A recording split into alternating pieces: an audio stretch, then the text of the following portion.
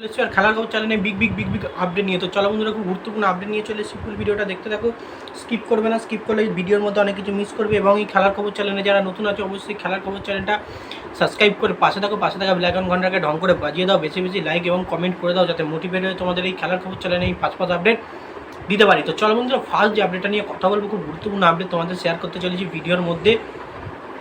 তো ফার্স্ট আপডেটটাই হচ্ছে এমবিএসজি শিবিরের কোচ পানা জিওটিসকে নিয়ে। কোচ পানা জিওটিস আজকের ম্যাচে কিন্তু তিনি নতুন প্ল্যানে দল সাজাতে চলেছেন। একটা ডেঞ্জারাস একাদশ কিন্তু নামাবেন। তো নতুন প্ল্যান তিনি নিজেই বলেছে। আজকের ম্যাচটা কিন্তু খুব ভাইটাল ম্যাচ। আজকের ম্যাচ আমাদের জিততেই হবে এবং একটু বড় ব্যবধানেই জেতার ইচ্ছা আছে। এবং আমরা আজকের ম্যাচ জিতলেই কিন্তু কোয়ার্টার ফাইনালে চলে যাব এবং সুবর্ণ সুযোগ একটা আমাদের হাতে আজকের ম্যাচটা। তো তাই জন্যে কোনো টিমকে ছোট করে দেখব না। যার সঙ্গে আমাদের খেলা অপোনেন্ট সাউথ ইউনাইটেড, তারা কিন্তু ভালো টিম। তাদেরকে হারাতে গেলে প্রচুর প্ল্যানিংয়ে চলতে হবে এবং সেরকম প্ল্যান করেই কিন্তু আজকে আমরা মাঠে নামাতে চলেছি দল। এবং প্রতিটা প্লেয়ার আমরা অনুশীলন করিয়েছি। প্রতিটা প্লেয়ার একদম 100% নিজেদেরকে দিয়েছে ভালো পারফরমেন্স করার জন্যে, খেলার জন্যে। তো আশা রাখছি আজকের ম্যাচ আমরা বড় ব্যবধানে জেতার চেষ্টা করব এবং আশা রাখছি বড় ব্যবধানেই জিতব। এবং এরামই কিন্তু পানা জিওটিস বার্তা দিয়েছেন। পানা জিওটিস ডিম প্লেয়ারিস তো খুব কঠিন কোচ, দলকে হারতে দিলে চলবে না কোনো রকমই। আজকে সেরামি বার্তা তিনি দিয়েছেন, বড় ব্যবধানে জেতার একটা বার্তা দিয়েছেন। তো দেখা যাক পানা জিওটিসের নতুন প্ল্যানিং, নতুন একাদশে আজকে কোন কোন প্লেয়ার থাকে এবং কেমন একাদশ নামায়, সেটাই হচ্ছে সবথেকে বড় ব্যাপার দেখার।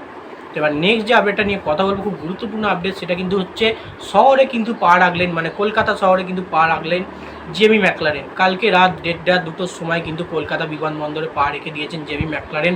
তাকে সম্মাননা জানানোর জন্য প্রচুর ট্রাভেলিং সমর্থক কিন্তু বিমানবন্দরে উপস্থিত ছিল। তাকে কংগ্রাচুলেশন, ওয়েলকাম জানিয়েছে, সম্বর্ধনা দিয়েছে, ফুলের তোড়া দিয়েছে এবং তার সঙ্গে ফ্ল্যাগ গলায় সম্বর্ধনা হিসেবে পরিয়ে দিয়েছে।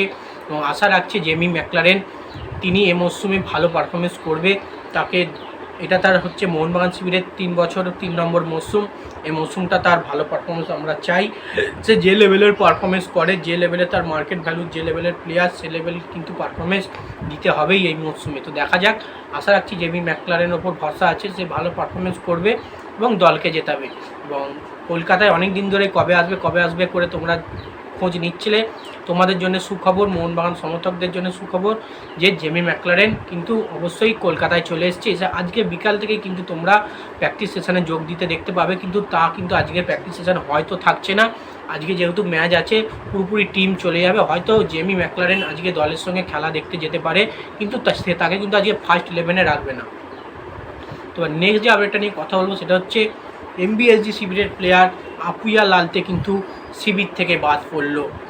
তো খবর সূত্রে জানা যাচ্ছে আপুইয়া লালতের চোটটা কিন্তু কিছুটা হলেও কিন্তু সিরিয়াস লেভেলের আছে, গুরুতর নয়, সিরিয়াস লেভেলের আছে। সেই কারণে কিন্তু কোচ পানা জিওটিস কোনো রকমই মানে রিস্ক না নিয়ে তাকে কিন্তু আজকে কোনো রকমই স্কোয়াডেই রাখেনি।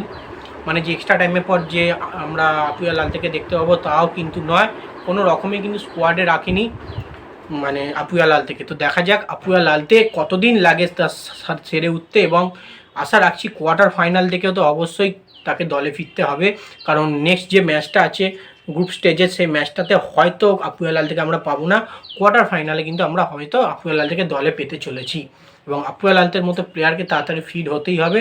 ফিট না হলে কিন্তু অবশ্যই মোহনবাগান শিবিরের জন্য দুঃসংবাদ এবং প্রবলেমের কারণ হবে।